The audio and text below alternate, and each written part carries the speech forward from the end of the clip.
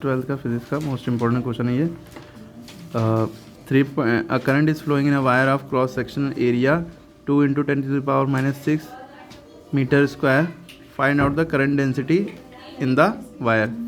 क्या क्या दिया है भाई? एक करंट फ्लो हो रहा है एक वायर में जिसका उस वायर का क्रॉस सेक्शनल एरिया दिया है 2 × 10⁻⁻⁶ मीटर स्क्वायर।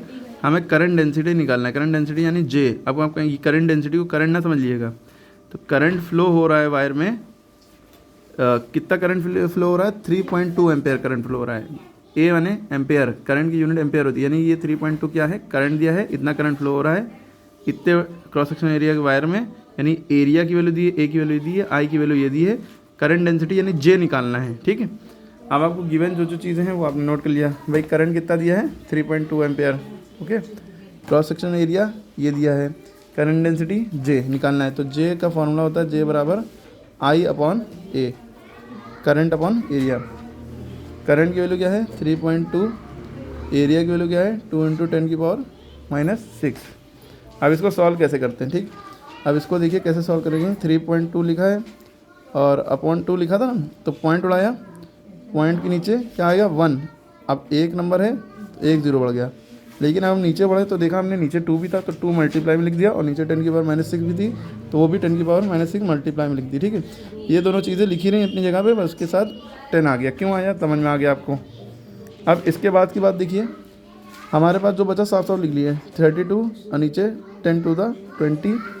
अब नीचे देखिए 10⁻⁻⁶ है, इसको ऊपर भेज देते हैं। 10⁻⁻⁶ नीचे ऊपर जाएगा, +6 हो जाएगा, ओके। अब देखिए ये दोनों नंबर किसके टेबल में आ रहे हैं? कौन से टेबल? 2 के टेबल में ये दोनों आते हैं और 4 के टेबल में भी आते हैं। 4 × 5 = 20, 4 × 8 = 32, ठीक है।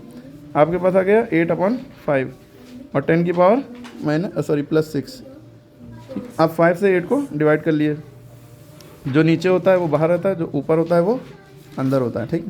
5 × 1 = 5 बचा 3, पॉइंट लगाया, 0 बढ़ाया, 5 × 6 = 30, तो आ गया 1.6 × 10⁻⁶।